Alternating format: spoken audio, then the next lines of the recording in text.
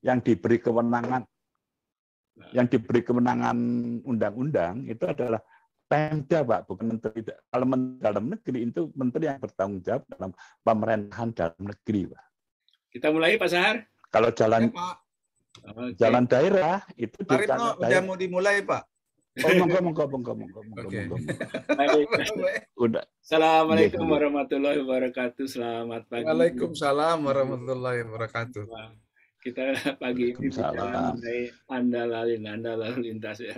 Belum kita udah pemanasan. Pak Nur Hadi jadi itu kan pengantar diskusinya. Jangan kaget, ini biasa. Biasanya kadang-kadang lebih panas pas pemanasannya Pak Sahar ya. Iya Pak, biasanya gitu. Terima kasih Bapak-Bapak yang senior dan lain-lain, ada Pak Iskandar, ada Pak Ritno dan yang lain-lain. Silakan Pak Sahar dibuka. Ya Pak, terima kasih. Selamat pagi. Assalamualaikum warahmatullahi wabarakatuh. Waalaikumsalam warahmatullahi wabarakatuh. Pagi ini memang acara yang sudah ditunggu gitu Pak. Jadi sangat terima kasih ke Pak Nur Hadi, dosen senior di STTD. Sebetulnya hal ini sudah lama kami minta, tapi Pak Nur Hadi salah satu ahlinya di STTD yang menyatakan bersedia gitu Pak. Di sini ada Pak Yugi Hartiman, juga ahli-ahlinya ini Pak. Jadi tadi kita di awal sudah mulai panas gitu Pak ya, karena Andalalin ini tiba-tiba waktu itu saya kaget juga diskusi dengan Pak Yugi gitu berapa tahun yang lalu kok tiba-tiba di Undang-Undang Lalu Lintas ada Andalalin gitu, tapi Pak Yugi ya gitulah gitu. Tanya Pak Ritno, katanya Pak Ritno di Uber ya nantilah kita diskusikan. Nah hari ini gitu Pak. Nah sekarang masalahnya adalah ada Undang-Undang Cipta Kerja yang menyatakan Andalalin itu bagian dari AMDAL. Nah ini dia persoalannya. Nah pagi ini kita lanjut saja biar diskusi tambah seru. Narasumbernya atau yang membuka diskusi sudah hadir Pak Nur Hadi. Demikian Pak. Assalamualaikum warahmatullahi wabarakatuh. Monggo Pak Wendy. Waalaikumsalam warahmatullahi wabarakatuh. Pak Nur Hadi, silakan kira-kira waktunya ya antara 30 menit gitu ya, supaya kita lebih banyak waktu untuk diskusi. Kebetulan di sini banyak bapak-bapak pakar dan senior. Silakan Pak Nur Hadi. Ya, siap. Assalamualaikum warahmatullahi wabarakatuh. Mohon izin saya share screen Pak ya. Sebelumnya mohon izin para senior, guru-guru saya di sini, mantan pimpinan saya juga. Mohon izin Pak, saya share screen Pak. Pak.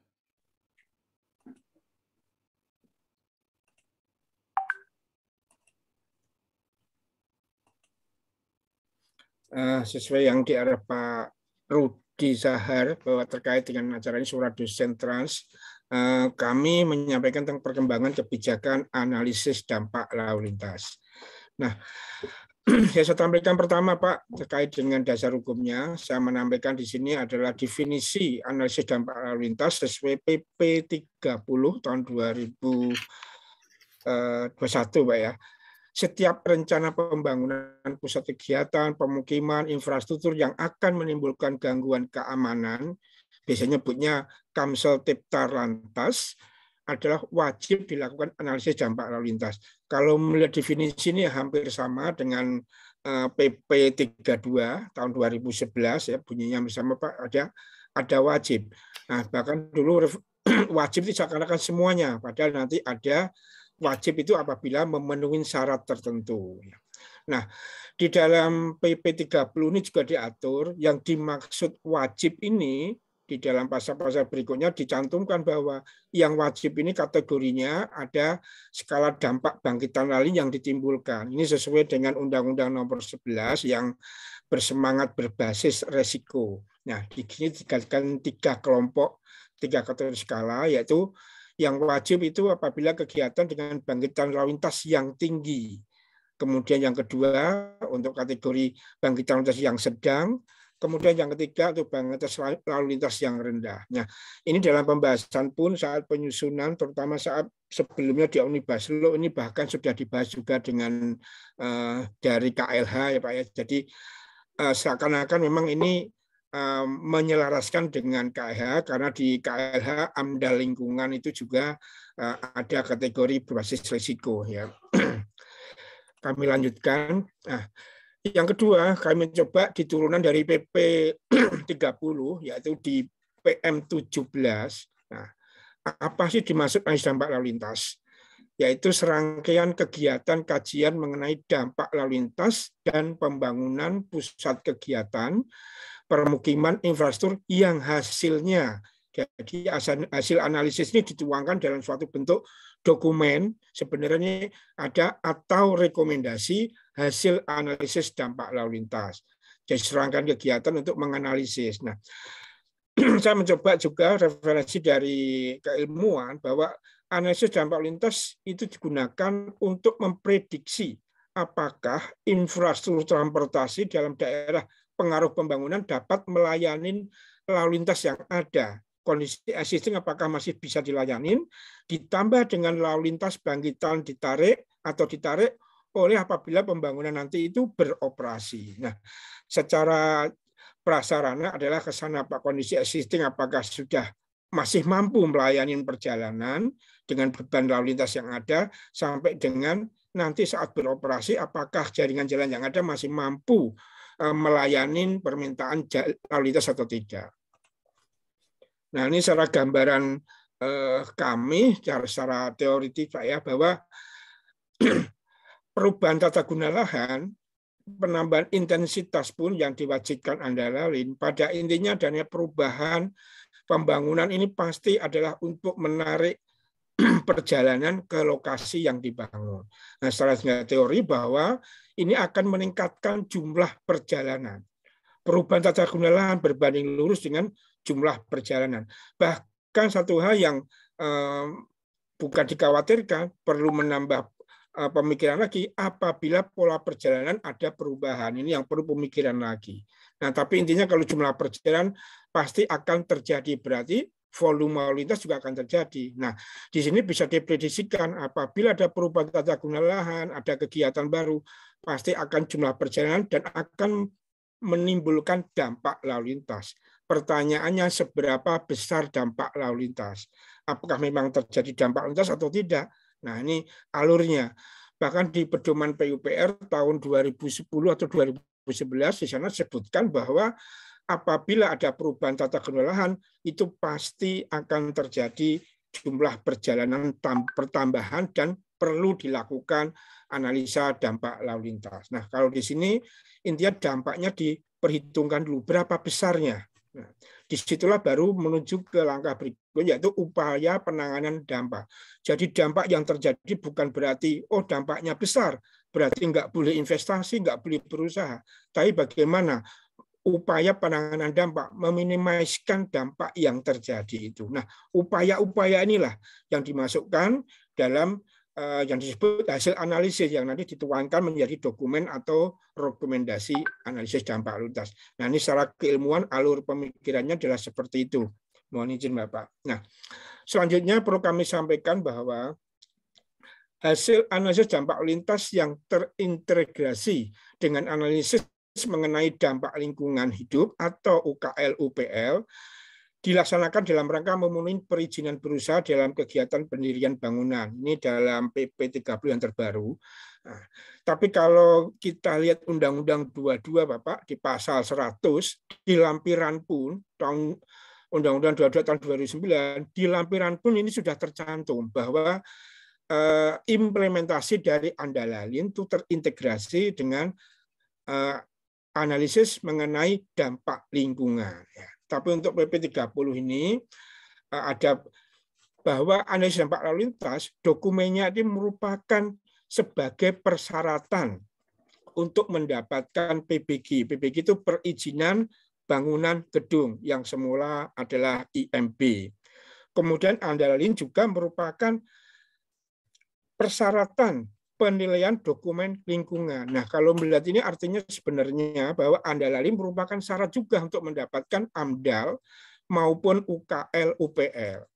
Nah, sedangkan untuk mendapatkan PBG, IMB ini syaratnya harus mempunyai AMDAL atau UKL UPL. Nah, semuanya ini harus terintegrasi dalam sistem elektronik yang kita kenal kalau di PTSP, di BPPM ya, penanaman modal dan perizinan satu pintu, ini nyebutnya OSS di sana, Online Single Submission. Nah, sebelum ada Undang-Undang Cipta, sebenarnya ini sudah berjalan, cuma di OSS ini yang saat itu tidak tercantum adanya ANDALALIN, sehingga integrasi sistemnya adalah melalui manual. Nah, kita harapkan untuk dengan Undang-Undang Cipta yang baru, apalagi PP keluar, ini semuanya terintegrasi secara digital. Nah, ini saya mencoba juga alur pikir tadi kenapa ANDALALIN tadi, bahwa ANDALALIN adalah serangkaian kajian yang akan menimbulkan untuk melihat dampak yang terjadi. Nah, dampaknya itu apa aja? Adalah adanya pembangunan pusat kegiatan, permukiman, infrastruktur. Pembangunan sendiri definisinya dari mulai pembangunan baru, atau mungkin adalah perubahan penggunaan lahannya, jadi perubahan fungsi lahannya, kemudian juga perubahan intensitas. Jadi kalau itu bangunan sebenarnya fungsinya sama, tapi menambah intensitas, ini biasanya terjadi, contoh misalkan hotel yang dari 100 kamar, menambah intensitasnya menjadi 200 kamar, tentunya ini sudah lebih dari 50% bertambah, dia wajib melakukan ANDALALIN. Nah, rangkaian inilah yang disebut dokumen hasil analisis dampak lalu lintas. Nah, dari hasil analisis diangkat dalam dokumen. Nah, dokumen ini yang dibuat oleh pembangun pengembang itu harus mendapatkan legalitas oleh pemerintah. Oleh karena diajukan permohonan kepada pemerintah untuk mendapatkan persetujuan. Nah, di PP 30 dan PM 17 di sini sudah dibagi sesuai dengan berbasis resiko tadi, ada tinggi, ada sedang, ada rendah.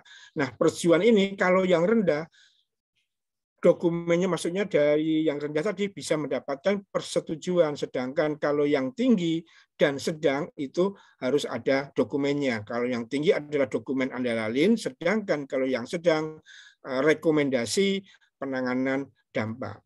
Nah, disinilah baru persetujuan setelah dapat itu menjadi untuk persyaratan untuk permohonan IMB yang kita sebut PBG maupun AMDAL lingkungan UKL UPL tadi. Nah, kami lanjutkan. Di awal tadi, kategori skala adalah tinggi, sedang, rendah. Di dalam PP 30 disebutkan bahwa kalau tinggi, untuk bangkitan listrik tinggi itu berupa dokumen ANDALALIN. Nah, dokumen ANDALALIN yang disusun ini harus disusun oleh tenaga ahli. Dalam prosesnya sebelum persetujuan, dokumen ini pun harus dibahas bersama tim evaluasi, berupa pembahasan bersama. Nah, setelah disetujui oleh tim evaluasi, barulah ini diajukan kepada yang berwenang untuk mendapatkan persetujuan ANDALALIN. Untuk yang bangkitan sedang, untuk yang kegiatan yang membangkitkan perjalanan sedang, itu berupa rekomendasi. Nah, rekomendasi ini juga disusun oleh tenaga ahli, cuma isinya bedanya kalau dokumen itu ada analisis yang sangat kompleks, kalau rekomendasi itu hanya rekomendasinya atau mitigasinya yang disusun tenaga ahli. Dan di sini tidak ada pembahasan bersama tenaga ahli. Di sini tim evaluasi melakukan evaluasi internal di tim evaluasi. Sedangkan yang bangkitan rendah untuk suatu kegiatan yang membagi kegiatan rendah itu cukup memenuhi standar teknis. Nah, standar teknis ini diterbitkan oleh Menteri Perhubungan, jadi sebagai guidance. Jadi kalau saya membangun retail misalkan Alfa dan harus wajib ANDALALIN dan masuk rendah, saya cukup mengikuti standar teknis ini saja. Saya tinggal jiplak, kemudian saya implementasikan untuk pembangunan saya. Nah, tapi tetap harus mengajukan permohonan untuk nanti mendapatkan SK persetujuan. Nah, di samping itu, dari PM 17 tahun 2001 yang dikeluarkan Perhubungan, bahwa kegiatan dengan bangkitan tinggi, sedang, rendah, itu definisinya adalah apabila tinggi itu apabila perjalanan bangkitan tarikan dari pembangunan itu mencapai lebih dari 1.500 perjalanan per jam. Sedangkan untuk kategori sedang, apabila perjalanannya 500 sampai 1.500 perjalanan per jam, sedangkan rendah apabila 100 sampai 499 perjalanan per jam.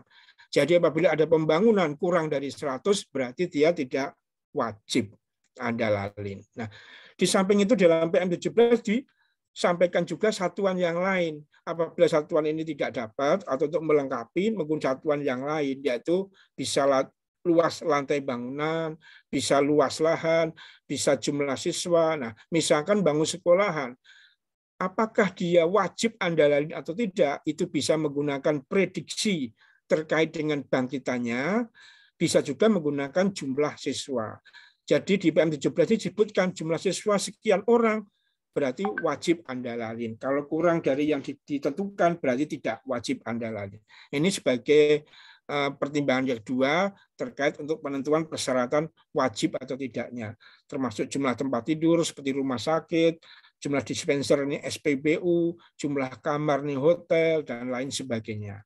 Volume lalu lintas ini terkait dengan infrastruktur. Kami lanjutkan. Nah, dengan 3 kategori tadi, ada dokumen andalalin, ada rekomendasi penanganan andalalin, dan standar teknis. Nah, isinya ada sebagai berikut. Dokumen andalalin ini untuk yang kategori perjalanan tinggi, nah, ini persis sama dengan yang berlaku seperti di dalam PP 32 tahun 2011 sebelum ada Undang-Undang Cipta Kerja. Ini sama persis. Jadi kalau yang kategori tinggi ini sama dengan yang lama. Cukup lengkap analisis yang harus dilakukan. Kemudian yang kedua, untuk kategori bangkitan lalu lintas rendah, kategori tadi, itu menggunakan rekomendasi penanganan dampak lalu lintas. Isinya tidak selengkap dokumen tadi ya.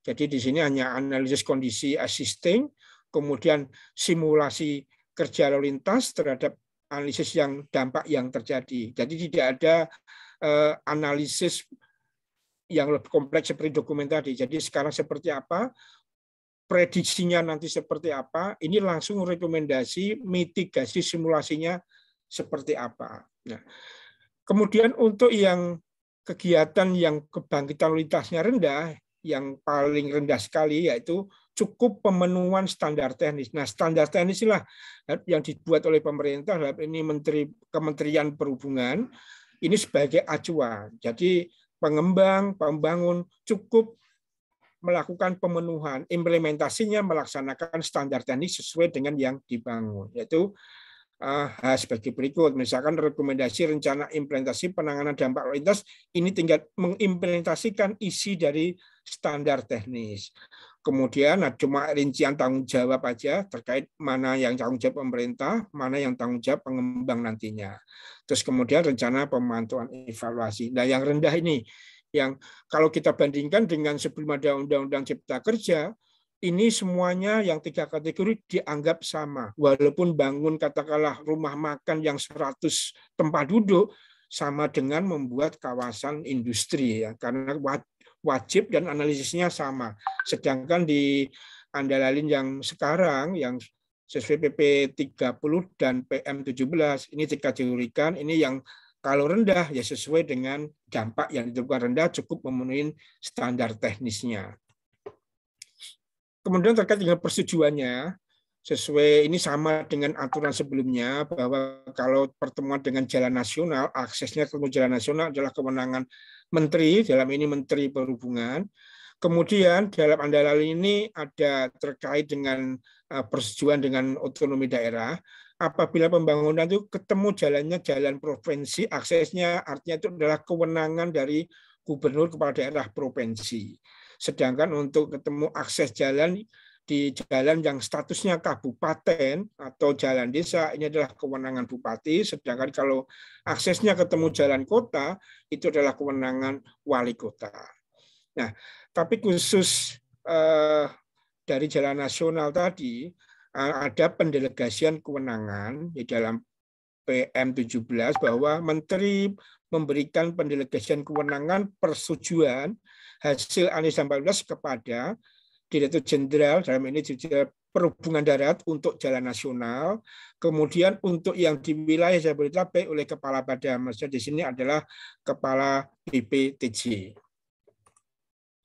Nah, ini saya mengambil dari yang bahan sosialisasi dari Kementerian Perhubungan Darat, terutama Direktorat Lalu Lintas. Misalkan untuk kriteria rendah, itu adalah pemohon mengajukan surat permohonan dokumen secara online melalui sistem OSS ya. Tapi kalau yang di kementerian ini melalui si Andalin. Kemudian yang kedua, pemohon memilih saat memasukkan masuk sistem, pemohon memilih besaran bangkitan sesuai kriteria yang dia mohonkan.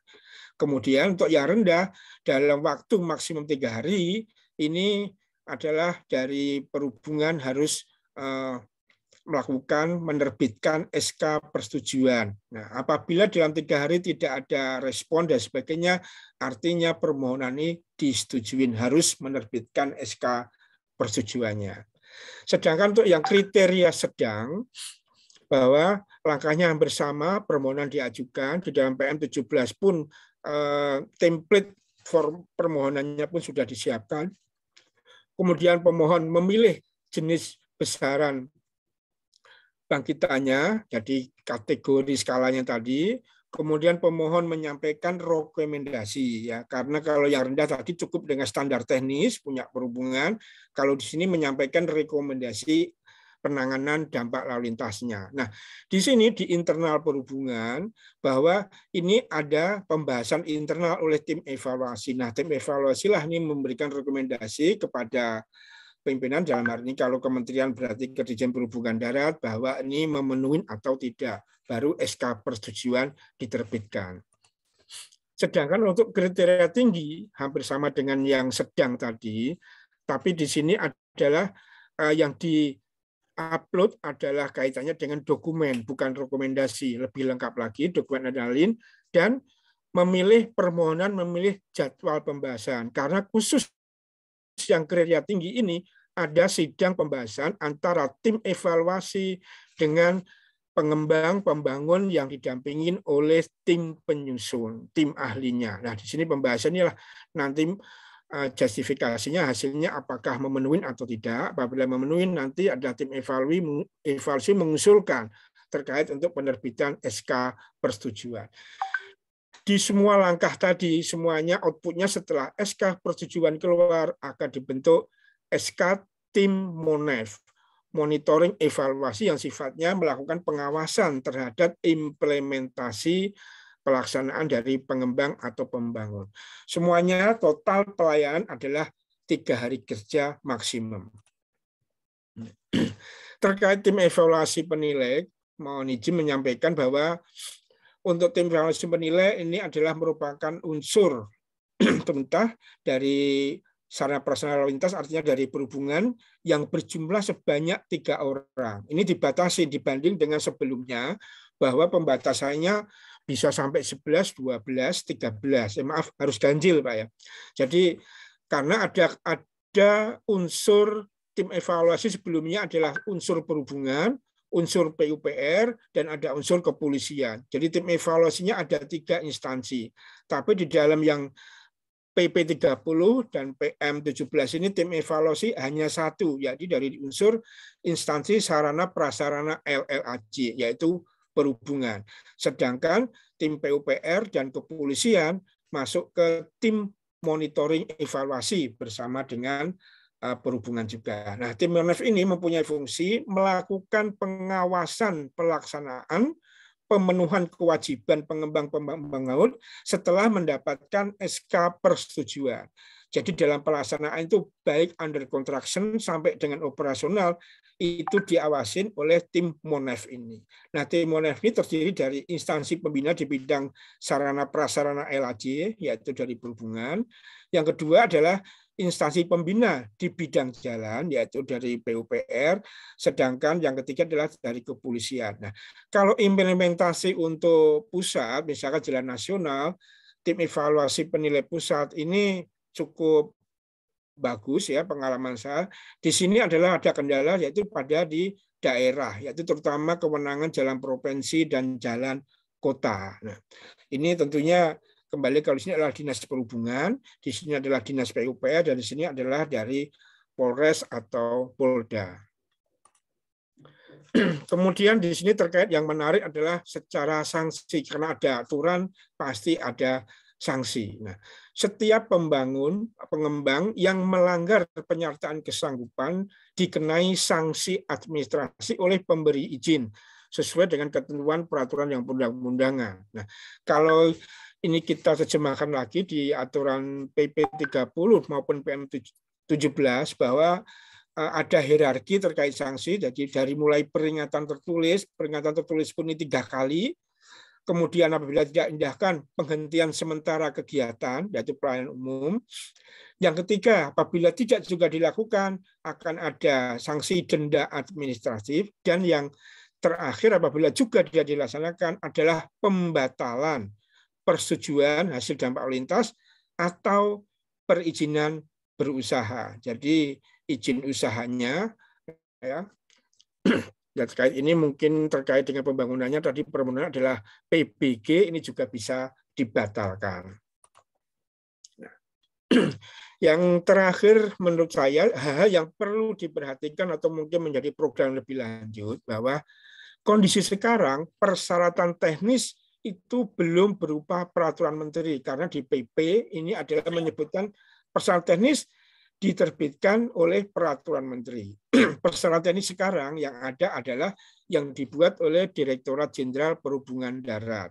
Jadi melalui surat edaran dari Dirjen Perhubungan Darat kepada pemerintah daerah, instansi terkait dengan dan para pengembang pengusaha terkait persyaratan teknis yang isinya bisa digunakan sambil menunggu penerbitan persyaratan teknis berupa peraturan menteri. Nah, yang kedua, integrasi sistem, yaitu yang terkait tadi, yang OSS tadi, bagaimana ini harus terkonek antara perhubungan, PTSP, KLH. Kalau yang jalan nasional dari Kementerian Perhubungan, dari Perhubungan Daerah sudah ada si Andalin ya, sehingga dengan KLH pun bisa kontak, dengan PTSP juga bisa. Nah, yang kami khawatirkan terkait di daerah ya, karena Dinas Perhubungan Provinsi maupun kota kabupaten, saya belum mendengar bahwa mereka punya sistem tersendiri seperti si Andalin. Karena pada prinsipnya antara perhubungan KLH ini harus ada integrasi sistem karena menyangkut perizinan di OSS. Kemudian yang perlu dikembangkan lagi adalah SDM penilai sampai tim evaluasi di pemerintah daerah. Tentunya ini kemenangan yang di jalan provinsi, di jalan kota, kabupaten. SDM penilai sangat-sangat jauh ya kekurangannya, sangat banyak kekurangannya.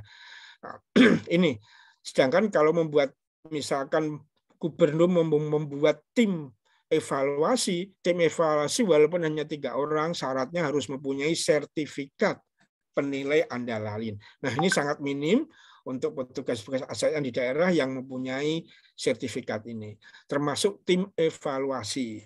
Tim evaluasi walaupun PUPR, walaupun dari kepolisian, ini juga harus mempunyai sertifikat terkait dengan andalalin. Nah, ini perlu segera dikejar karena ini sudah berjalan. Kemudian yang keempat, sanksi jika ada pelanggaran. Nah, kita melihat proses tadi, sanksi ini sangat rentan. Misalkan tadi sampai yang terakhir, contohnya adalah pembatalan persetujuan andalalin. Kalau suatu pengusaha membangun mal, misalkan case tadinya, apabila malnya sudah beroperasi, tapi dia tidak memenuhi kewajibannya, kemudian ditegur pun tidak melakukan, sampai akhirnya dicabut persetujuan andalalinnya, saya pikir dari pengembang pembangun mal tadi pasti tidak akan berefek, ya karena sudah beroperasi. PBG pun sudah punya. Nah, menurut saya terkait sanksi ini harus tegas. Kalau saya usulnya bahwa bukan pembatalan terkait persetujuan andalannya, tapi sampai dengan pembatalan PBG. Nah, kalau perlu sampai ke izin usahanya, karena yang menerbitkan kalau di jalan kota adalah wali kota, kalau jalan provinsi adalah gubernur. Nah, permasalahannya di sini PBG izin usaha itu adalah di kepala daerah, kabupaten atau kota. Misalkan PBG wali kota atau bupati yang mempunyai kewenangan terkait penerbitan perizinan bangunan gedung. Nah, itu hal yang mohon izin saya sampaikan terkait yang perlu tidak lanjut 4 ini isu yang menarik yang harus dilakukan untuk sekarang sampai ke depannya. Demikian mohon izin, mohon maaf apabila yang saya sampaikan ada yang kurang berkenan di hati, mohon maaf. Terima kasih, saya akhirin, saya kembalikan kepada Pak Wendy. Mohon izin, wassalamualaikum warahmatullahi wabarakatuh. Waalaikumsalam warahmatullahi wabarakatuh. Waalaikumsalam warahmatullahi wabarakatuh. Terima kasih banyak Pak Nur Hadi. Ya, kita kumpulkan dulu pertanyaannya ya Pak Nur Hadi, nanti gabung katakanlah responnya. Saya mulai dari siapa ya? Ada Pak biasanya sih nggak ada yang senior dulu. Ini mungkin Pak Iskandar deh, ada Pak Iskandar. Terus Pak Iskandar, silakan Pak Iskandar. Baik, assalamualaikum warahmatullahi wabarakatuh. Waalaikumsalam warahmatullahi wabarakatuh. Sebenarnya kan ide untuk Andalalin itu keluar pada saat saya masih Kasubdit. Jadi waktu itu kita melihat bahwa setiap kawasan yang dibangun itu akan mengenerate suatu traffic. Nah, generate itu tentu akan tergantung pada intensitas ya daripada kegiatan tersebut. Nah, pada waktu itu idenya datang dari yang disebut dengan traffic impact analysis. Traffic impact analysis ini dikembangkan, kemudian diambilnya. Nah, salah satu contoh ya penerapan kemudian menjadi SK Perhubungan, kemudian menjadi undang-undang. Nah, pada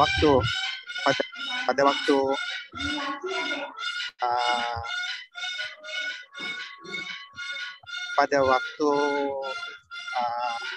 jadi undang-undang, maka ini menjadi suatu hal yang sangat menarik dan harus benar-benar diikuti, walaupun kemudian di dalam Undang-Undang Cipta Karya itu menjadi bagian daripada AMDAL, tapi sebenarnya tidak jadi masalah kalau itu jadi AMDAL. Jadi kita memang kerjasamanya akan menjadi lebih luas.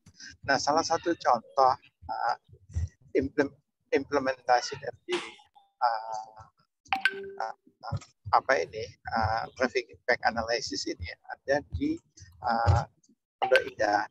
Pada saat Pondok Indah 1 dibangun, dilakukan analisis traffic, dan pada waktu itu keluar satu keputusan bahwa trafficnya itu sangat besar dan akan mengganggu simpang yang akan masuk ke Pondok Indah tersebut.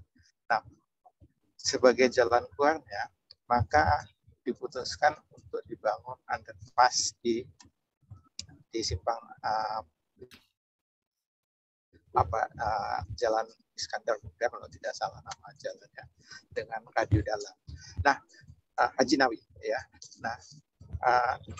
Nah, sebagai keputusan akhirnya adalah bahwa dibangunlah underpass oleh pihak Pondok Indah. Jadi ini merupakan salah satu awal dari traffic impact analysis ataupun sekarang Andalalin itu. Jadi saya kira memang Andalalin ini memang wajib dilakukan dan benar-benar ya harus dihitung. Jadi memang kalau menghitungnya itu harus menggunakan tenaga-tenaga yang ahli di dalam menghitung traffic generation. Traffic generation inilah yang perlu diketahui, dan dari traffic generation ini ya kita menggunakan model 4 step planning proses, maka akan keluar satu solusi. Nah, solusinya itulah yang harus kemudian ditangani.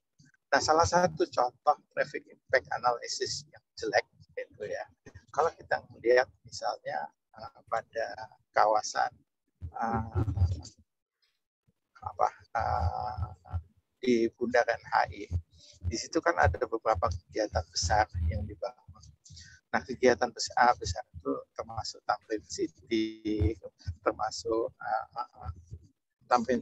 kemudian hotel di situ, dan kemudian kita bisa melihat bahwa sekarang ini pada sore-sore hari itu arusnya sangat terganggu sampai ke belakang ya, di jalan Tamrinnya, Sudirman Tamrinnya. Nah, ini sebagai akibat dari bahwa tidak melakukan penelitian secara cermat pada waktu itu. Nah, inilah yang saya kira yang benar-benar perlu dihindari. Oleh karena itu memang perlu ada pelatihan yang baik bagi tenaga kerja untuk tenaga perencana untuk bisa merencanakan traffic analysis ini. Saya kira mungkin itu yang bisa saya sampaikan. Terima kasih. Terima kasih Pak Iskandar. Terima kasih banyak. Kita lanjutkan Pak Ripno ya, Pak Ripno. Ya Pak. Oke, silakan Pak Ripno. Oke, terima kasih. Jadi ada beberapa hal Pak yang mungkin perlu ada klarifikasi. Pertama adalah tadi kriterianya adalah berdasarkan bangkitan ya Pak ya. Ide dasarnya itu bukan bangkitan Pak, tapi dampak. Jadi kaitannya dengan pengaruh kegiatan itu terhadap tingkat pelayanan jalan yang ada. Nah, memang dengan bangkitan ini pun juga perlu kita klarifikasi. Memang dari bangkitan sama tarikan itu harusnya disatukan, Pak. Bukan hanya bangkitan, tapi termasuk tarikan. Kalau cuma bangkitan, maka yang terjadi adalah hanya untuk perumahan, Pak, yang perlu Anda lalui. Tapi kalau dengan tarikan, meskipun tidak ada bangkitan di sana, tapi kalau ada tarikan maka beban trafiknya menjadi tinggi. Cuma antara tarikan dan bangkitan itu tidak cukup Pak untuk menentukan dampak. Harus dilihat juga kaitannya dengan tadi, di sana kan ada simulasi ya Pak ya. Hubungan antara bangkitan tarikan dengan simulasi yang akan dikaitkan dengan tingkat peranan jalan.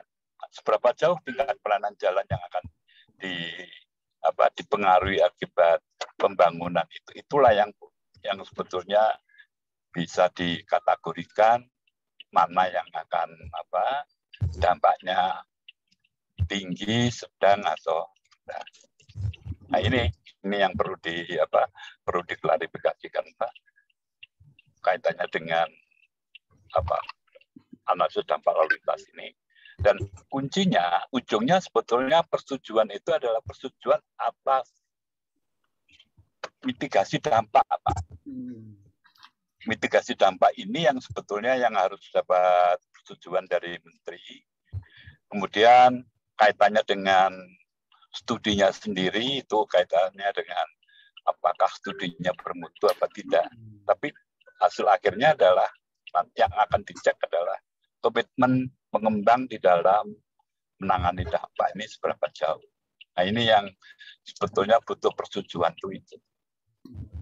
Kira-kira itu aja Pak. Terima kasih. Baik, terima kasih Pak Ripno. Tadi ada Pak Suroyo. Pak Suroyo. Selamat pagi. Halo, selamat pagi. Apa kabar? Sehat semua? Sehat. Terima kasih Pak. Saya menyimak Pak. Ini menyimak aturan-aturan yang baru. Sebenarnya apa yang sudah ada digabungkan untuk supaya terintegrasi di dalam penanganan yang baik. Apa yang disampaikan Pak Nur Hadi ya, Pak Nur Hadi itu sudah secara teori memang sudah seperti itu. Memang yang paling sulit adalah di dalam implementasi di tingkat operasional. Kalau tingkat nasional kelihatannya gampang, tadi kalau tidak keliru. Tapi di tingkat provinsi dan kabupaten kota, memang itu adalah sangat sulit. Karena memang yang menjadi perangkat di Dinas Perhubungan itu mereka tidak mengerti aturan-aturan yang harus dilakukan. Jadi kalau supaya ini terimplementasi ke daerah sampai ke daerah, mengalir dari daerah, walaupun secara otonomi dalam pemerintahan itu dipisah-pisah, kalau mengalir itu mestinya juga sosialisasinya harus sampai ke daerah. Jadi aturan-aturan yang ada ini sosialisasinya kelihatannya masih sangat kurang. Ini yang kita hadapi. Contoh pada waktu kita mau membantu Holcim. Holcim itu menginginkan langsung hasilnya itu masuk ke pelabuhan. Jadi tidak melalui kendaraan, tetapi dia crossing jalan nasional. Ya, kurang di daerah Jawa Timur. Pusat sudah melakukan kajian, kemudian Jawa Timur juga melakukan kajian. Tapi ada hal-hal tertentu yang justru yang menghambat adalah di daerah.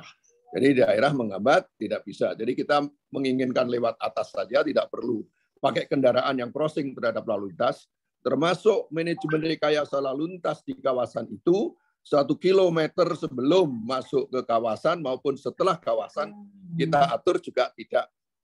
Karena memang dampak lalu lintas selalu kita ketinggalan. Di dalam izin-izin yang ada itu kita selalu ketinggalan. Teorinya kita kuat semua, tetapi implementasi di tingkat lapangan kita jauh dari yang diharapkan. Ini pengalaman yang kita hadapi. Termasuk pada saat kita mau pada waktu kami di daerah. Mau membangun bandar udara. Bangun bandar udara. Jalannya apa yang harus Tadi nanti pasti akan terjadi, tadi yang sampaikan Pak Ripno maupun Pak Iskandar tadi, akan terjadi mungkin bangkitan, tarikan, dan segala macam itu, jadi juga akan masalah. Infrastrukturnya bagaimana? Itu juga selalu terlambat itu. Nah kira-kira mungkin undang-undang tadi yang disampaikan Undang Cipta Kerja ini adalah mungkin mau mencoba ya istilahnya mengintegrasikan semua yang ada yang kira-kira sulit untuk dilaksanakan kalau sendiri-sendiri kan gitu loh. Kira-kira gitu menurut pandangan kami itu. Jadi ini yang kita harapkan. Sanksi juga tidak pernah ya artinya dijalankan tapi tidak benar.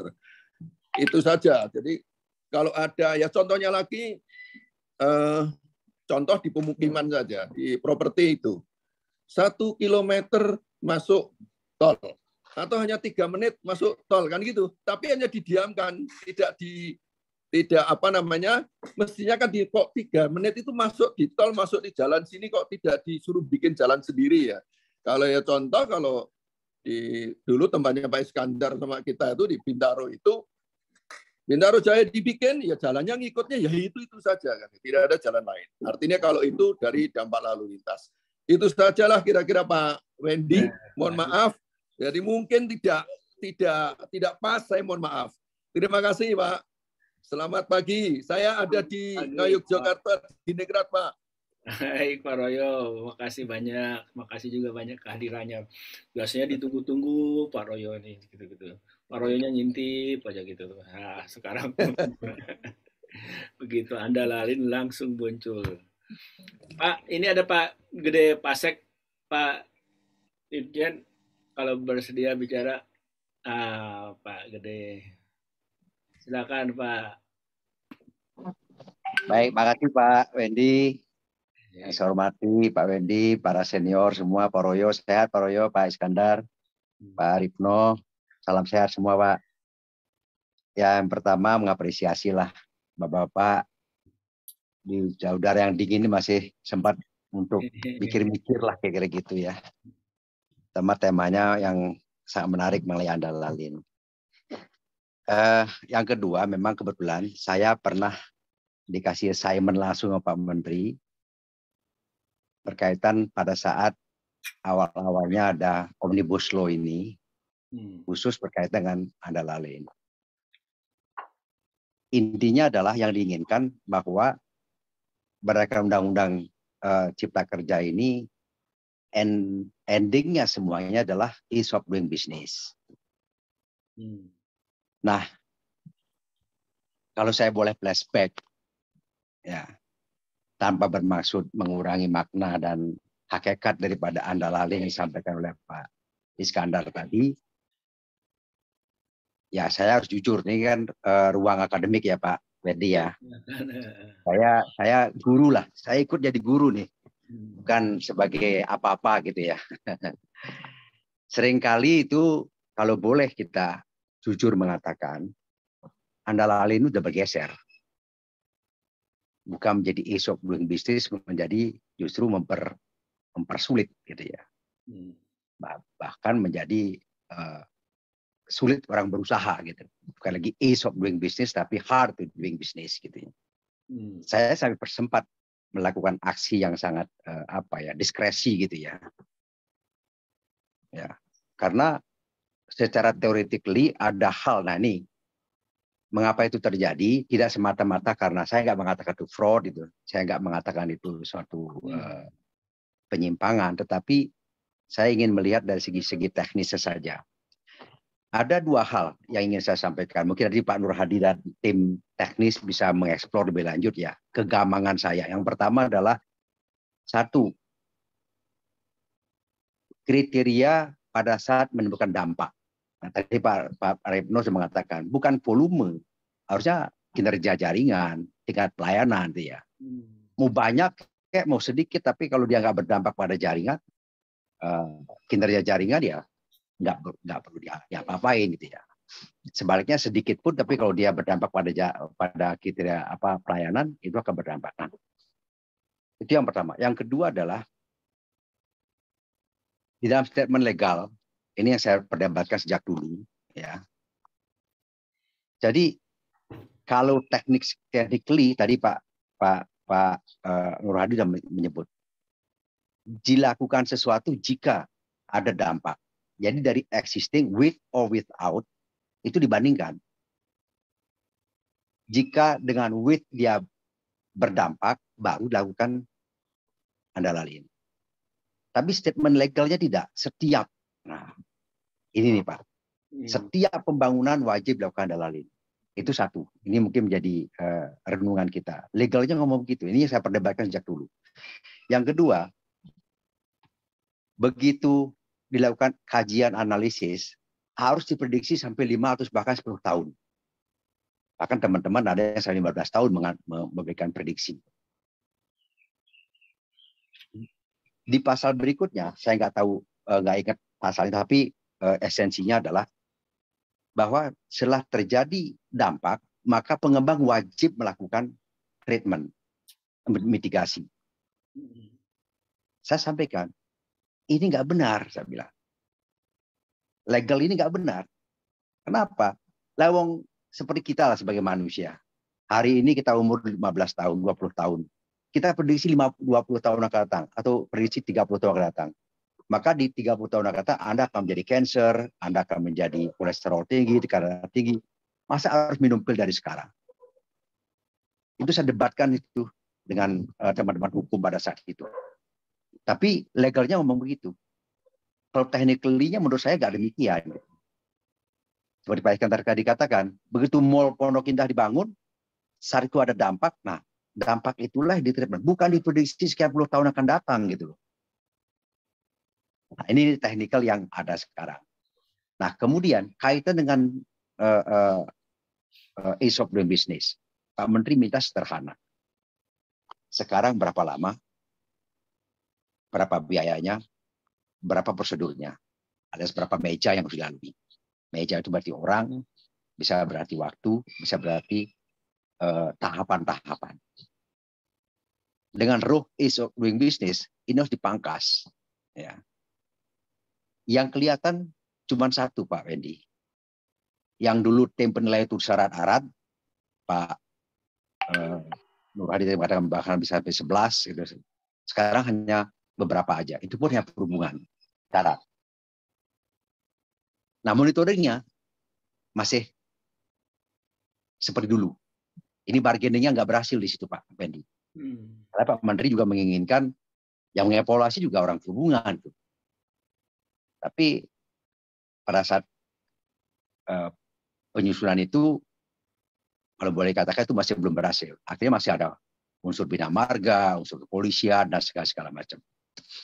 Nah, PR yang berikutnya adalah dalam rangka untuk melihat risiko tadi, tinggi, sedang, rendah, itu belum final hingga sekarang. Bagaimana prosedurnya yang final? Kalau dia tinggi, A sampai Z. Begitu dia sedang, dikurangi dua tahapan. Begitu dia tidak yang rendah, ya di ujung saja gitu kan. It doesn't make sense kalau menurut saya gitu ya. Mestinya dia pada risikonya. Inti daripada ease of doing business adalah if tidak ada risiko, maka nggak perlu diapa-apain. Udah bangun aja gitu. Jikapun ada risiko di kemudian hari, diperlukan komitmen. Jika timbul dampak, maka harus dilakukan treatment. Itu adalah komitmen, Pak. Ruhnya beda sekali. Kalau sekarang tidak, Anda lengkapi dulu A, B, C, D, E, F, G, sini baru bangun. PBG tadi, itu nggak maju. Itu di luar daripada ruh daripada ease of doing business. Di luar daripada ruh daripada OSS. Ya. Jika Anda lakukan A, B, C, D, F, G, maka baru keluar PBB, itu bukan ruhnya OSS. Ruhnya adalah, saya membangun ini, ya, dilakukan kajian, oh dia nggak berdampak, go. Dia berdampaknya sedang, bangun tetap, tapi you commit di kemudian hari akan dilakukan treatment. Nah, jika itu berdampak tinggi, baru dilakukan penyusunan dokumen dan lain-lain. Nah, jadi agak sedikit jauh view yang ruh yang diinginkan dengan yang fakta sekarang. Nah, kemudian saya lanjutkan lagi. Detail teknisnya itu juga belum final. Tadi Pak Nur Hadi sudah melihat. Pak Menteri minta, bisa nggak misalnya yang dikatakan sedang itu tinggi itu jika berapa? Misalnya berbagai kategori land use, berbagai kategori bangunan. Itu nggak keluar hingga sekarang. Saya waktu itu sarankan, dibikin model dong. Di modeling kategori klaster dengan daerah tertentu, maka jika ada bangunan sekian, dia akan mengenerate sekian kategori ini, maka dia akan kategori tinggi atau rendah atau bahkan mungkin sedang. Itu nggak keluar hingga sekarang. Nah, kesimpulan akhirnya bahwa Andalalen ini masih banyak PR yang harus disempurnakan. Monggo teman-teman yang di perguruan tinggi ini, bapak-bapak yang masih berkenan untuk membimbing, PR-nya masih banyak. Karena jujur saja saya sekarang sebagai pengawas melihat itu sudah misleading. Bukan lagi untuk ease of doing business, malah menjadi banyak hal yang menjadikan hard to doing business. Ini hati-hati, jangan sampai di suatu ketika muncul. Beberapa Dumas sudah saya tangani, Pak Wendy. Bapak kan mantan Irjen. Jadi saya sudah menangani beberapa Dumas. Ada ruko kecil nggak bisa buka, Pak. Gara-gara belum ada dalil. Saat telepon buka, saya bilang. Sampai naik ke Pak Menteri rame ini, apalagi naik ke Merdeka sana gitu kan, Merdeka Utara atau Merdeka Selatan kan rame. Setelah saya minta di video, hanya ruko kecil aja kok. Nah, tapi dia nggak salah karena prosedurnya begitu gitu loh. Ya. Nah, ini contoh begini. Jadi ruhnya jangan sampai lepas bahwa ease of doing business bukan hard to doing business. PR-nya masih banyak. Demikian Pak Wendy, Pak Moderator, mohon maaf jika ada kurang berkenan. Intinya kami melihat ini masih banyak PR yang belum clear dan justru yang sekarang malah konteks PNBP juga sangat kecil gitu ya. Kalau istilahnya Pak Menteri, kalau yang kecil-kecil ngeribetin rakyat nggak usah dipungut PNBP lah. PNBP perhubungan masih banyak yang bagus-bagus, yang besar-besar yang belum diurusin gitu. Nah ini contoh seperti pernah beliau mengatakan demikian. Terima kasih Pak Wendy. Mohon maaf jika ada teman. Assalamualaikum warahmatullahi wabarakatuh. Selamat pagi. Terima kasih banyak Pak Gede Pasek, ini menarik ya Pak Sahri, ada kawan-kawan nih. Ada dua bekas dari berapa? Dari bekas Irjen. 3 lah bekas Irjen. Dan duanya diantaranya adalah bekas orang dari darat, dan melihat Anda lalin dari perspektif implementasi memang nggak mudah ya. Tapi sebenarnya bukan hanya Anda lalin ya Pak Gede Ya, Pasek. betul, Banyak betul. aturan kita yang lain kalau kita berdiri dari sisi Irjen mungkin ya menarik lah kita bicarakan. Ya, Masih banyak hal yang harus kita sempurnakan. Saya kasih kesempatan ke anak-anak atau adik-adik dulu ya, ini Pak Sahar, ada taruna-taruna STTD yang mungkin mau ingin sampaikan. Silakan Pak Sahar. Iya Pak, terima kasih karena acara kita ini dosen, harus ada taruna, mahasiswanya, kata Mbak Deni.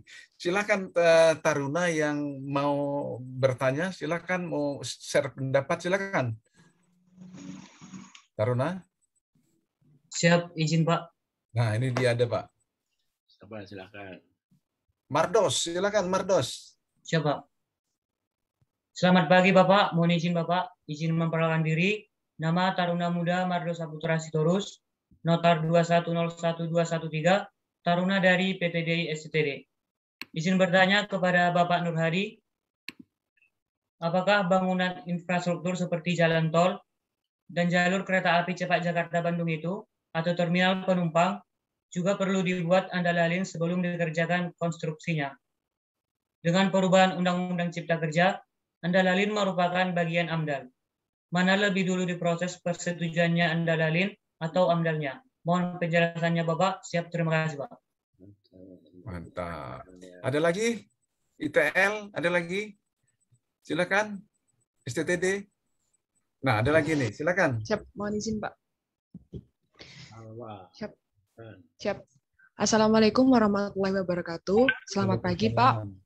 Mohon izin Pak, izin memperkenalkan diri. Nama Taruni Muda Salwal Salsabila, Taruni tingkat 1 dari PTDI STTD. Mohon izin bertanya Pak, pertanyaan ini saya tujukan kepada Bapak Nur Hadi. Jadi Bapak, saya simak persetujuan andalalin wajib mendapatkan persetujuan. Apakah persetujuan dari instansi yang dimaksud, seperti perhubungan darat atau daerah, juga wajib mempertimbangkan unsur penyedia jalan, yaitu Kementerian PUPR dan Kementerian KLH. Itu yang pertama, Pak.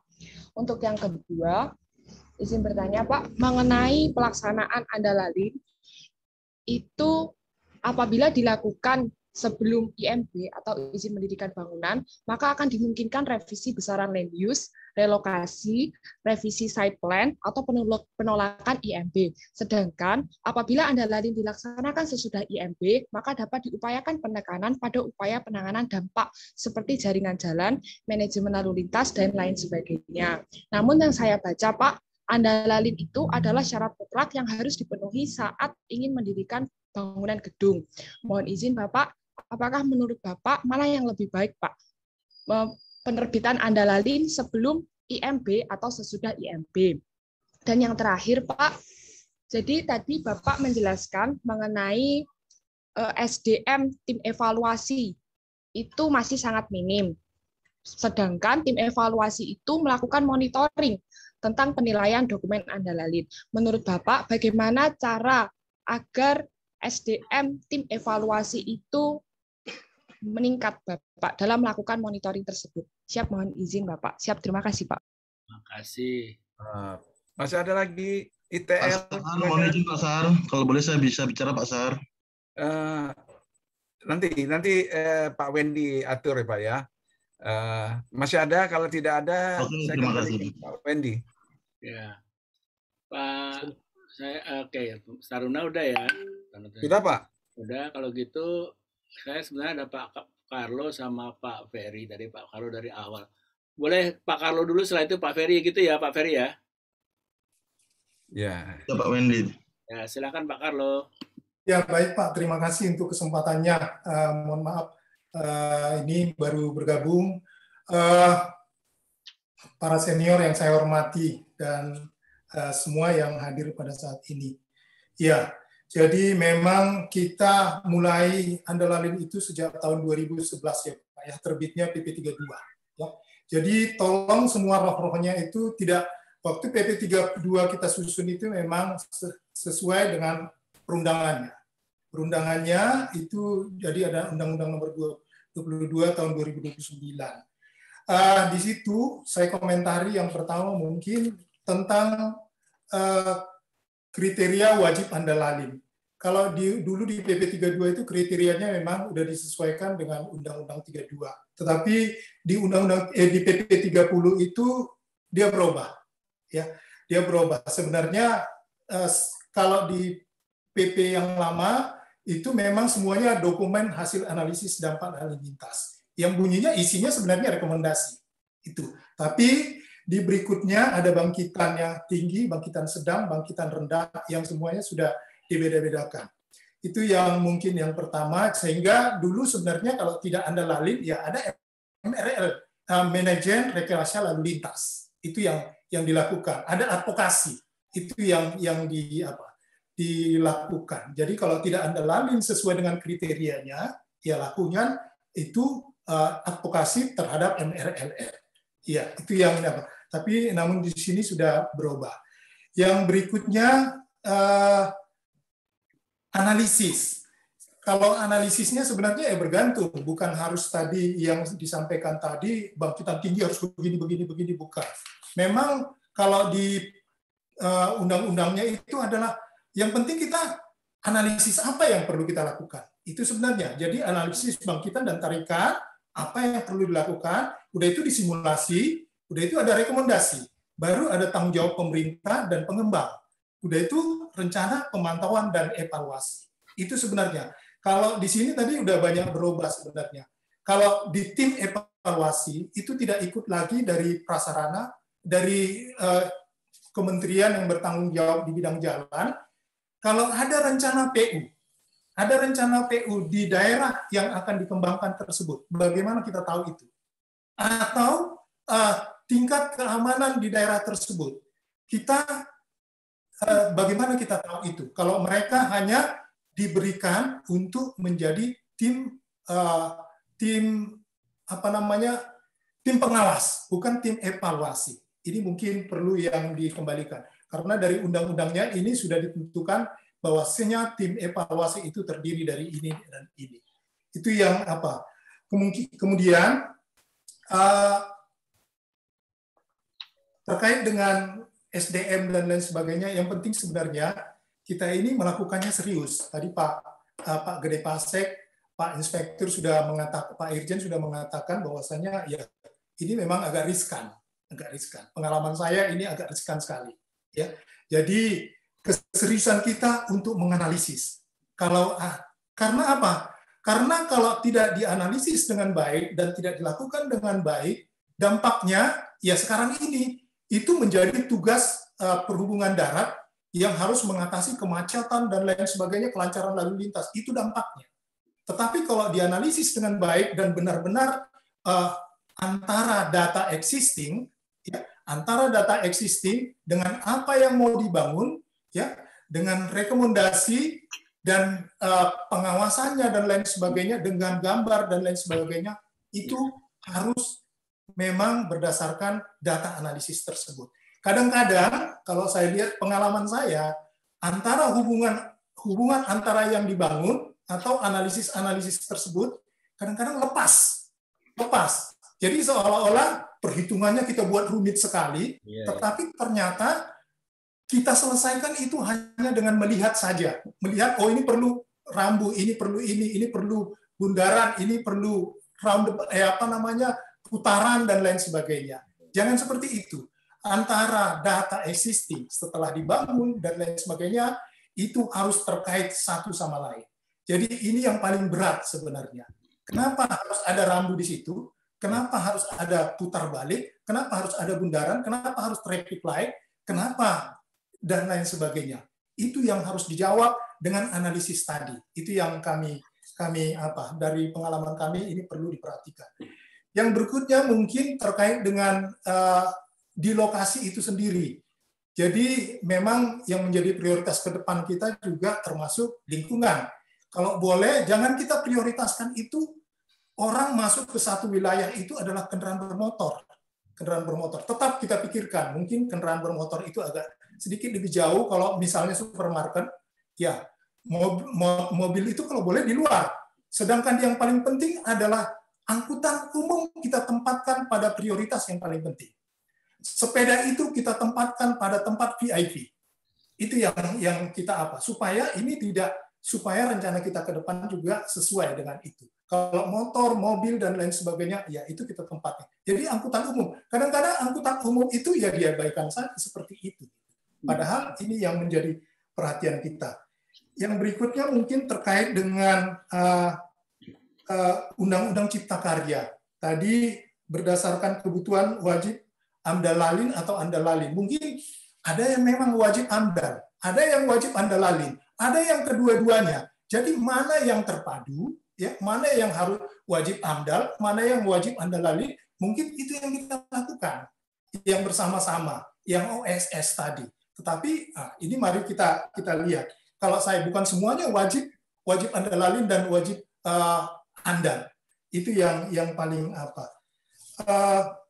berikutnya satu lagi mungkin dampak terhadap kinerja. Ini memang penting. Karena apa?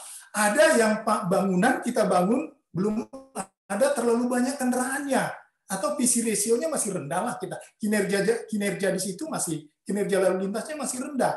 Bagaimana dengan kinerja yang tinggi? Kalau kinerjanya masih rendah, ya mungkin dibangun aja nggak ada masalah. Tapi ini perlu diandalalin dari awal. Tetap diandalalin. Kalau toh nanti menjadi meningkatannya besar sekali, ya kita harus hati-hati.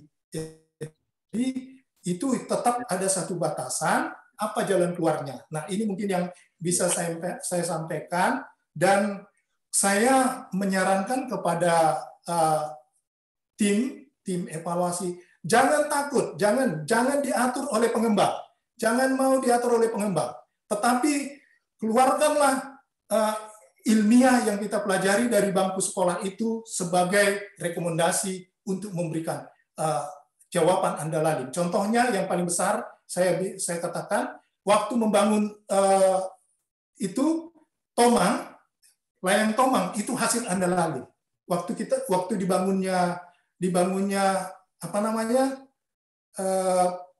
yang 9 tower itu hasil andalalin. Nah, demikian juga kepada tim-tim kita, tim evaluasi kita, harus berani, jangan mau diatur oleh pengembang, jangan mau, tetapi gunakanlah secara ilmiah apa yang perlu dilakukan untuk menjawab kinerja lalu lintas di lokasi yang akan dibangun. Mungkin itu aja Pak dari saya, terima kasih. Mungkin ini yang bisa saya sampaikan. Terima kasih Pak. Terima kasih Pak Carlo.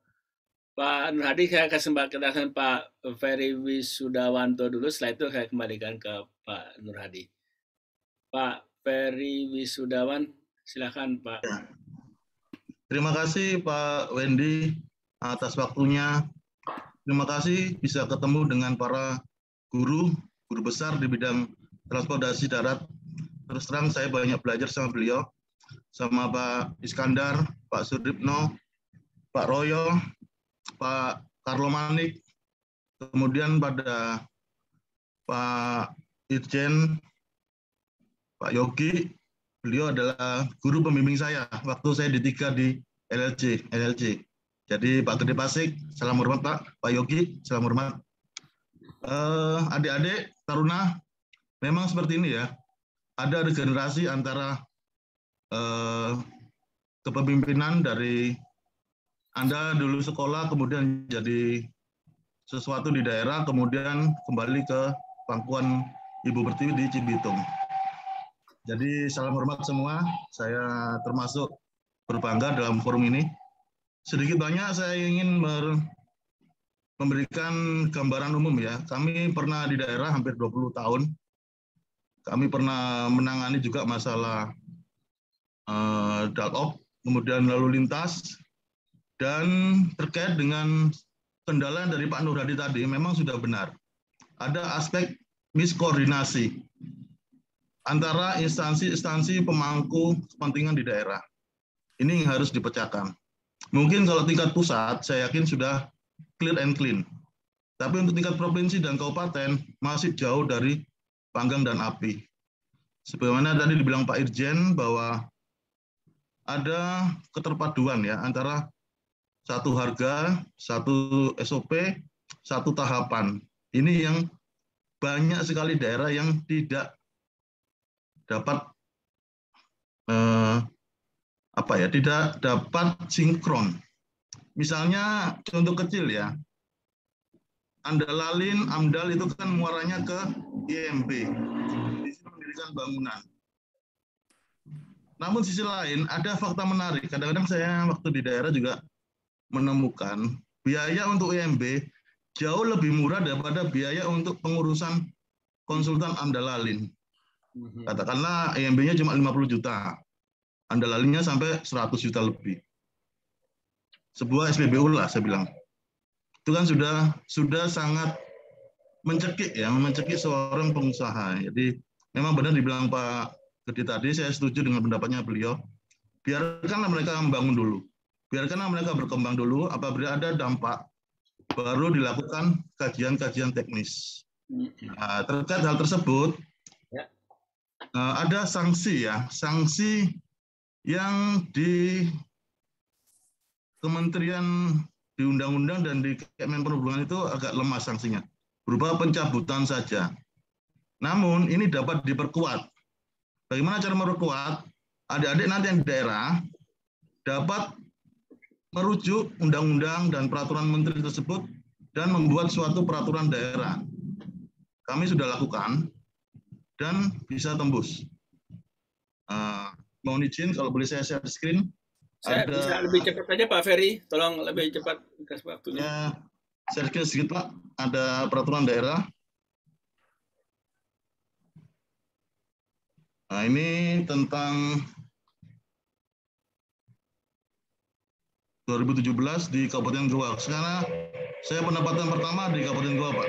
Sebentar izin terkait dengan sanksi.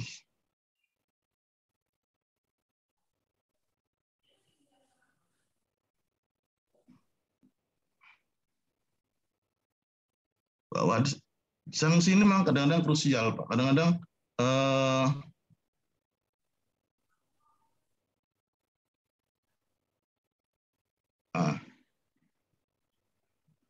Perda nomor 17, kemudian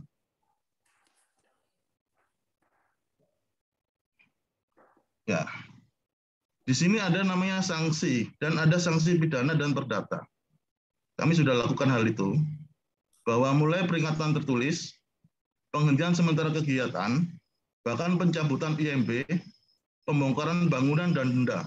Ada perumahan di tempat kami bertugas dulu di Kabupaten Goa, satu perumahan sampai dibongkar semua, karena tidak memenuhi Andalalin dan IMB.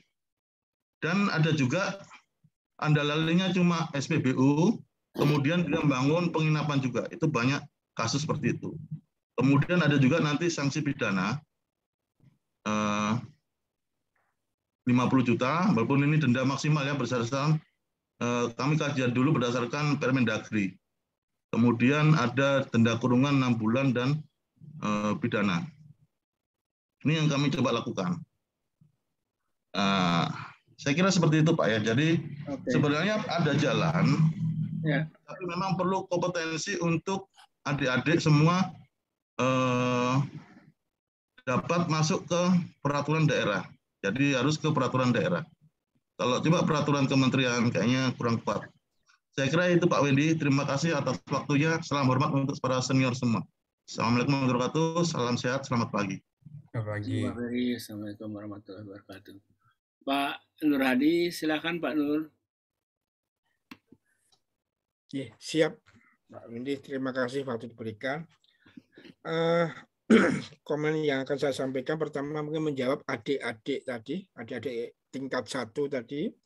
Yang pertama Taruna Mardos tadi ya. Yang pertama sesuai dengan aturan tadi PP 30 maupun PM 17 terkait infrastruktur. Jadi disebutkan ada jalan tol, ada stasiun, bandara ya, terutama simpul-simpulnya itu diwajibkan ya, diwajibkan ada analisis dampak lalu lintasnya. Terus yang kedua, tadi disampaikan mana yang duluan, AMDAL atau Andalalin ya. Nah, sesuai di dalam PM 17 di sana disampaikan bahwa dokumen Andalalin merupakan salah satu bagian persyaratan teknis dalam mendapatkan perizinan mengenai dampak lalu lintas atau UKL UPL. Artinya bahwa kalau terkait AMDAL maupun Andalalin lebih duluan Andalalin. Nah, ini ya memang pernah dibahas di saat Omnibus Law di Kemenko Perekonomian dengan KLH kita sempat bahwa contoh misalkan penyelesaian AMDAL itu bisa sampai sekian bulan, 6 bulan, bahkan sampai setahun. Bahkan di Andalalin kita juga dapat sorotan, tapi nggak sampai 1 tahun, 16 tahun ya. Tapi kalau mau dibarengin pun tentunya akan merugikan. Sehingga saat itu dibuat masing-masing, tapi hasilnya diintegrasi. Terus kepada Taruni Salwa ya, terkait dengan PUPR tadi, tim evaluasi tidak masuk bagaimana terkait keterangan kondisi, terkait dengan kondisi struktur jalannya, karena itu yang punya kewenangan seperti sampaikan Pak Monizin, Pak Karlo Manik tadi ya, PUPR tidak masuk tim evaluasi. Nah, memang kalau saya lihat ya ada hal yang datanya harus lebih lengkap ya. Contoh kalau di BPJN itu ada istilah dia izin persil.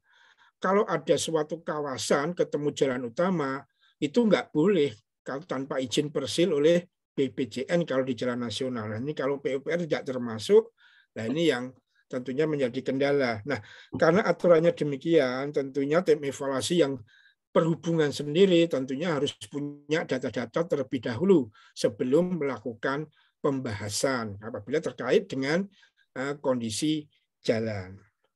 Terus terkait IMB sekarang sudah nggak ada, yang nyebutnya PBG ya, perizinan bangunan gedung. Nah, itu apakah Andalalin sebelum PBG atau sesudah PBG? Nah, sesuai dengan PP maupun PM75 tadi, PM17 tadi juga disebutkan bahwa hasil Andalalin adalah merupakan salah satu syarat untuk pengajuan mendapatkan PBG, perizinan bangunan gedung. Berarti artinya Andalalin terlebih dahulu dibanding PBG-nya. Nah, yang disampaikan Salwa tadi, kenapa harus lebih duluan dalam pembahasan Andalalin, di sana juga ada terkait dengan tata ruang. Bahkan harusnya RDTR, rencana detail tata ruang, dalam pembahasan apakah yang dibangun itu sesuai tata ruangnya atau tidak. Makanya Andalalin terlebih dahulu dibanding PBG. Terus yang ketiga, terkait SDM yang kekurangan. Bagaimana triknya cukup? Nah, pasti sesuai aturan juga dalam PM75, untuk SDM-nya harus ngikutin pendidikan dulu ya, diklatnya, baru nanti ikut sertifikasi terkait kemampuan sebagai tim penilai yang nanti biar bisa menjadi tim evaluasi. Cara triknya ya memang harus ikut diklat. Nah, kebetulan di Perhubungan Darat Pusat ada program ini walaupun jumlahnya sangat terbatas ya. Demikian. Terus mohon izin sebenarnya bukan menanggapi, saya kurang ajar kalau menanggapi. Intinya menambahkan bapak-bapak tadi, guru-guru senior semuanya, terkait Andalalin memang ini menarik Pak. Ya, saya punya pengalaman sendiri saat saya di Direktorat Lalu Lintas, terutama di Subdit Andalalin sendiri, pernah saya dipanggil Pak Dirjen, Pak Budi ini. Pertanyaan menarik Pak, seperti sampaikan Pak Irjen tadi, Pak Gede Pasek. Statement yang menarik bahwa kenapa Andalalin ini, 1, mahal, 2, lama.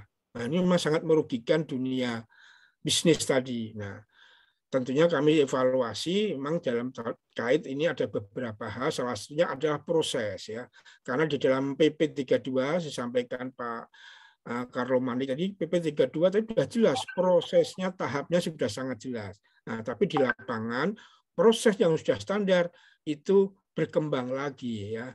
Karena yang membahas misalkan contoh tim evaluasi dari 3 instansi, tapi dilakukan masing-masing instansi, sehingga berlarut-larut seperti itu. Ya. Terus yang mau saya sampaikan juga bahwa ada hal yang perlu juga dilakukan karena sudah bertahun-tahun terkait dokumen Andalalin, perlu dilakukan evaluasi implementasinya.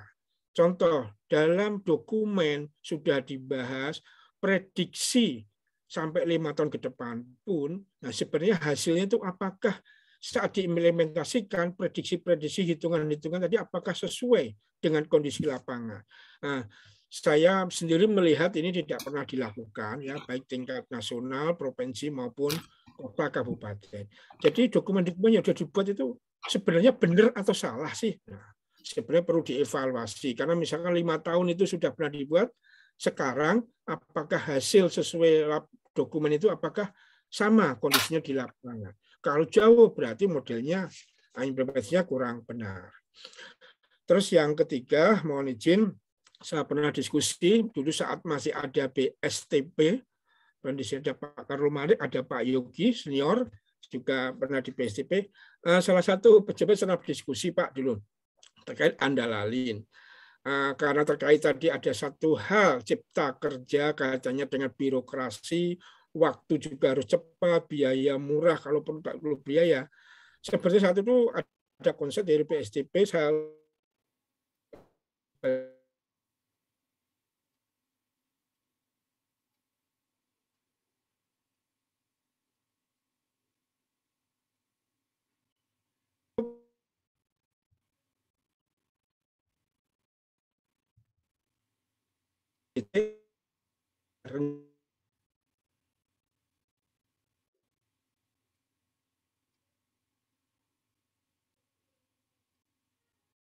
perlu Andalalin lagi, tapi dia harus menyesuaikan pembangunannya sesuai dengan RDTR tadi. Nah, ini tentunya suatu ide juga yang bagus karena menyangkut tadi disampaikan Pak Irjen terkait dengan biaya dan waktu. Jadi esiko bisnis tadi ya. Jadi untuk mudah untuk menjalankan bisnis tadi, salah satunya ide itu terkait Andalalin, misalkan satu kawasan CBD atau mungkin satu kota sudah dibuat dulu oleh pemerintah sebagai masternya untuk diikuti oleh nanti siapa yang mau membangun.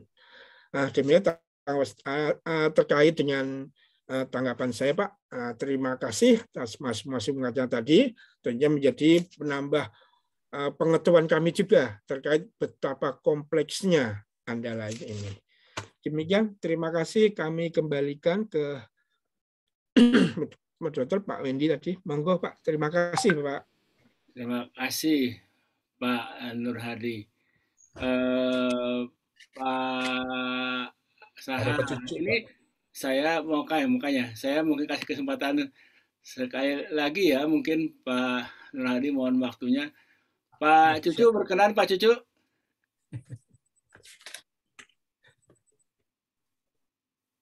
Pak Cucu masih mute, Pak. Ya, silakan Pak Cucu. Terima kasih atas waktu yang diberikan Pak Wendy kepada saya. Saya agak sulit untuk mengomentari ini.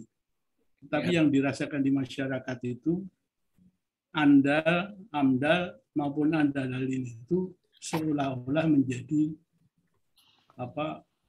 pelemahan terhadap proses pembangunan sesuatu daerah.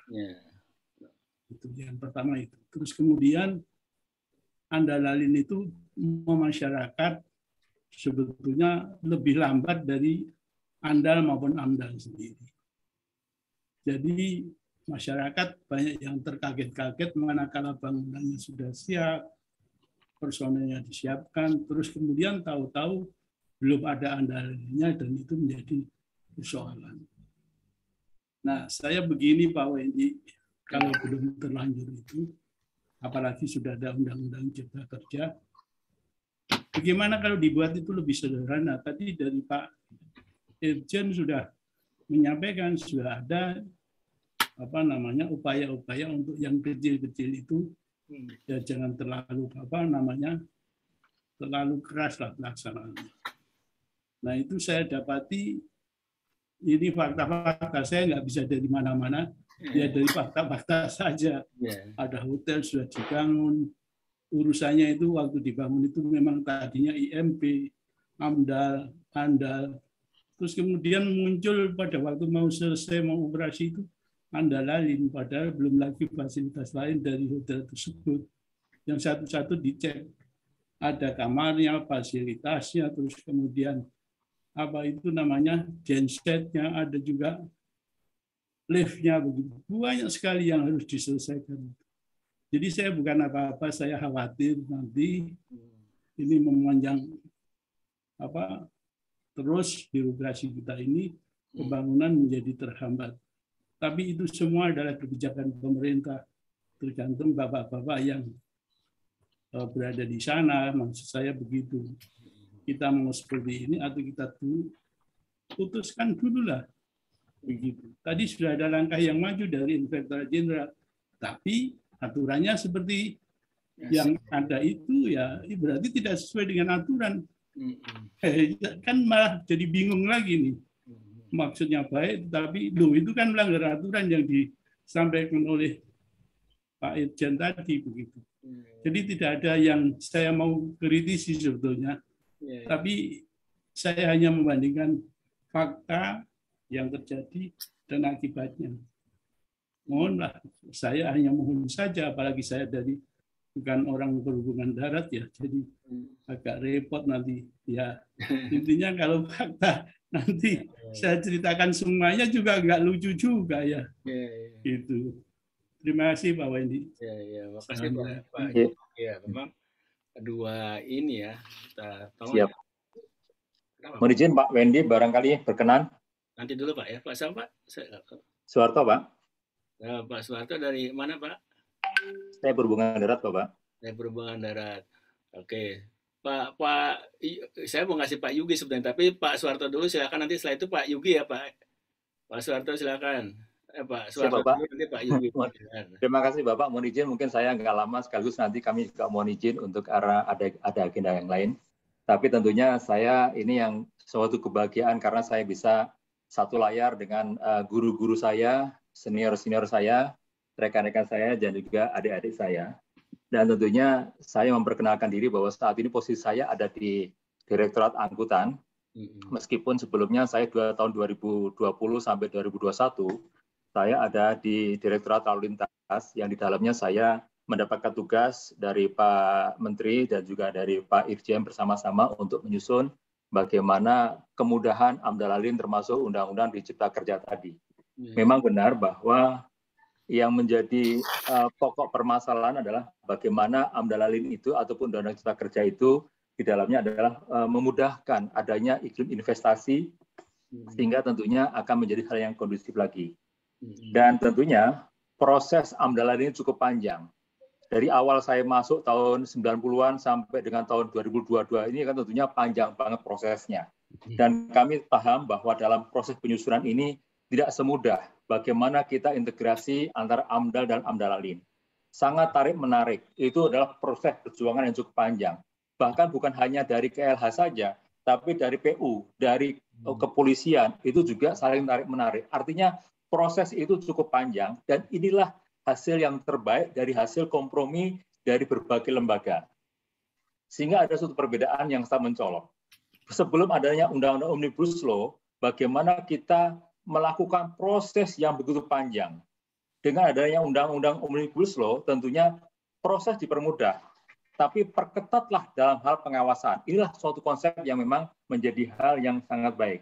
Oleh karena itu tentunya memang tadi banyak disinggung bagaimana AMDAL, bagaimana Amdalalin ini tidak bisa terpisah. Seandainya AMDAL selesai, Amdalalin belum selesai, tidak ada proses selesai. Demikian pula sebaliknya. Jadi semuanya ke satu pintu di OSS tadi. Jadi tidak bisa saling saling menyalip karena semuanya menjadi satu integrasi. Yang kami sampaikan saat ini adalah memang saat ini terjadi perbedaan persepsi dari masyarakat. Pokoknya Amdalalin itu urusannya perhubungan. Sehingga yang komplain-komplain ke kami itu adalah sebetulnya prosesnya di jalan lokal. Baik yang jalan ya provinsi maupun jalan-jalan ya kota kabupaten.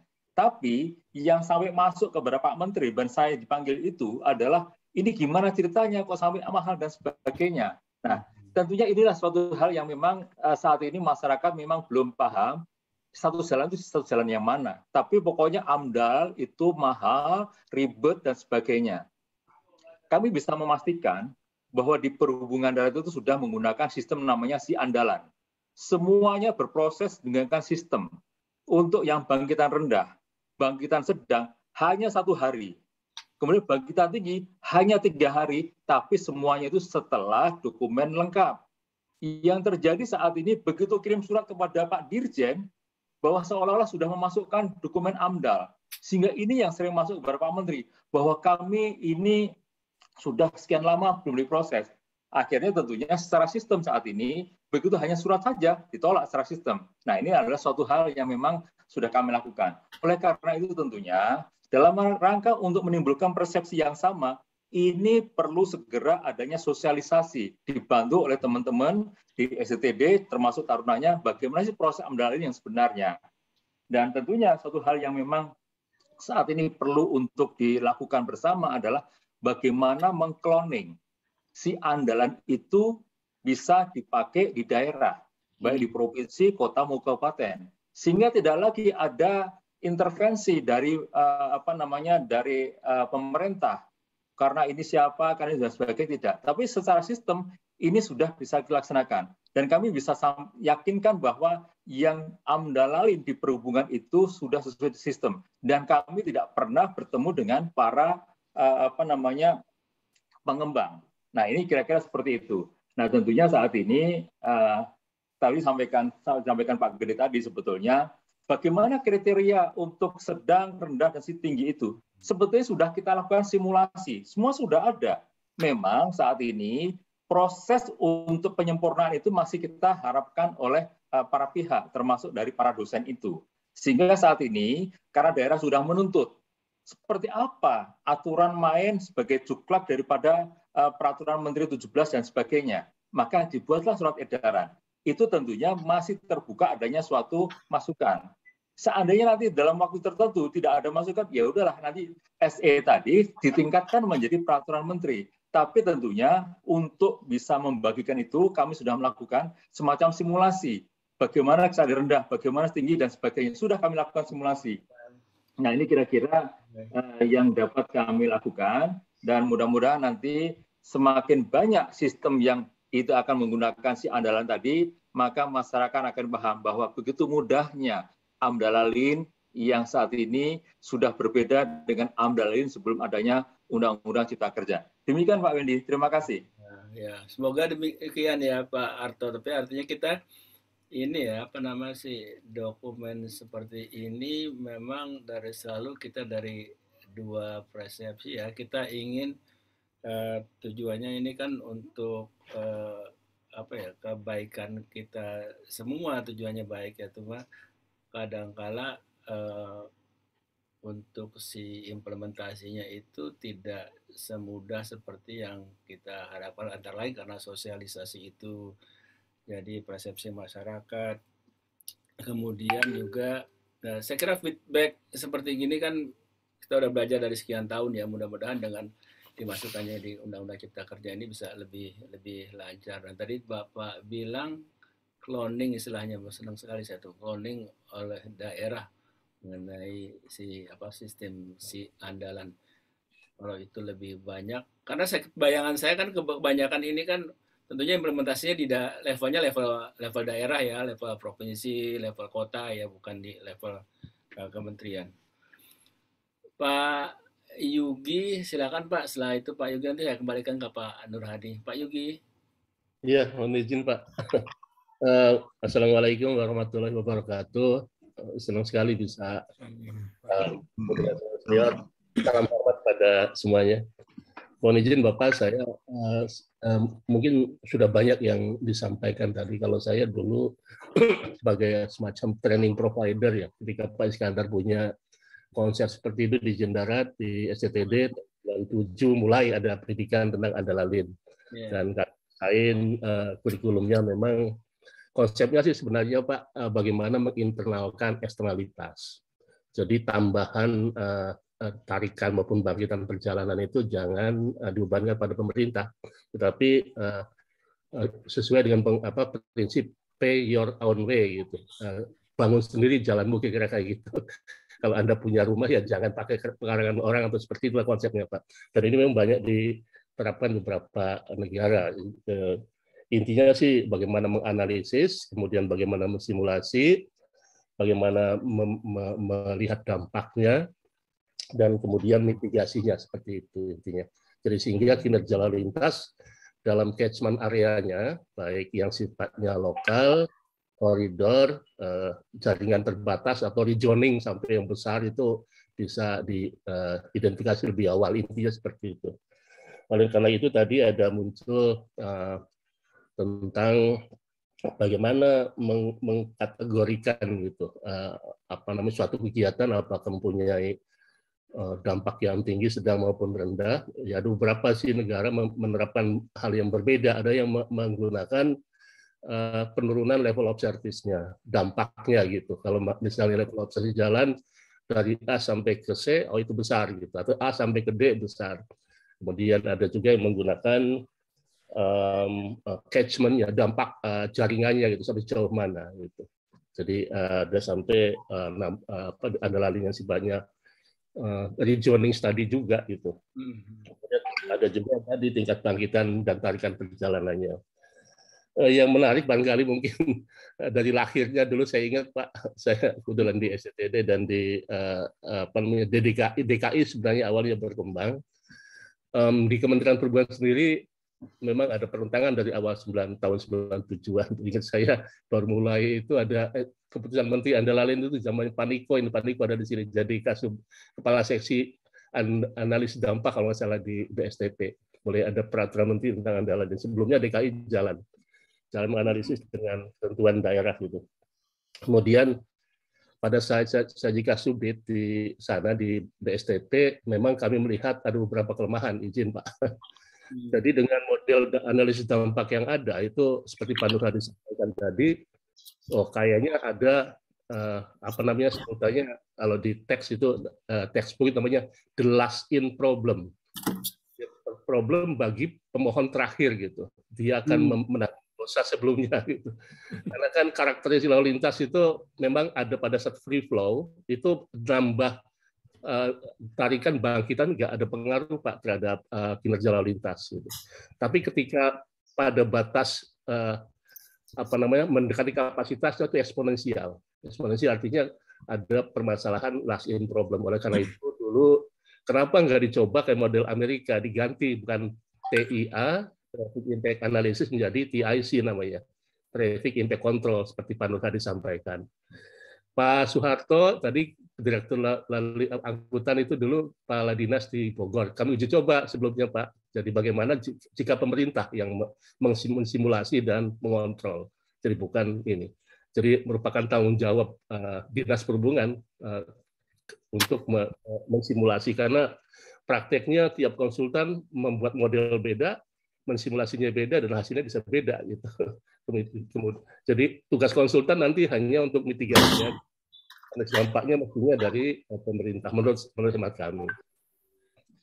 Kemudian juga pada saat usul undang-undang, mohon izin Pak Ripno ya, itu ada yang terjun bebas juga Pak. Jadi maksud saya ada pasal yang kita nggak tahu asalnya dari mana, tiba-tiba muncul, mohon maaf saya sebutkan, Kepolisian Republik Indonesia memberikan rekomendasi. Jadi tambah panjang juga. Dan di atasnya itu bukan lagi traffic impact, tapi untuk menjamin keamanan, keselamatan, ketertiban gitu. Jadi semuanya. Padahal kan traffic impact ya traffic impact mestinya.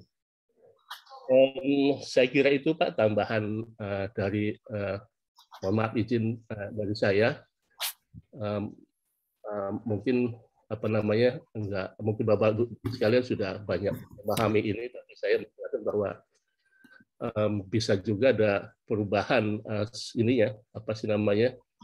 dalam ke depan Pak izin. Jadi kemampuan dari Dinas Perhubungan untuk menganalisis dampak gitu. Dan seperti Pak Nur Hadi sampaikan tadi, kalau misalnya kita punya sistem di tiap Dinas Perhubungan ketika nyusun rencana umum tata ruang sampai DPR ya itu sudah diperkirakan dan plot land use itu sudah dari awal sudah diidentifikasi, nggak ada masalah kecuali ada perubahan tentang regioning gitu.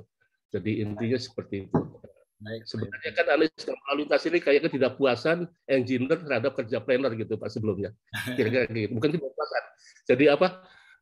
Kerjanya perencana itu tidak rinci sehingga menimbulkan dampak. Saya kira itu izin Pak. Terima kasih. Assalamualaikum warahmatullahi wabarakatuh. Waalaikumsalam warahmatullahi wabarakatuh. Terima kasih Pak Yugi. Kita udah hampir sampai batas waktunya.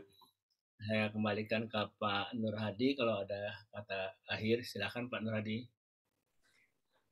Terima kasih Pak Beni. Ada satu hal Pak terkait ada Pak Soeharto. Ini beliau juga yang terkait penyusunan PP 30 Pak ya. Terus Pak Yogi sampaikan terima kasih Pak. Oh berarti saya diskusi dengan Pak Yogi dulu. Maaf Pak saya lupa. Untuk Pak Soeharto Pak terkait dengan programnya yang tadi cloning Pak. Memang kami di saat itu banyak diskusi di daerah.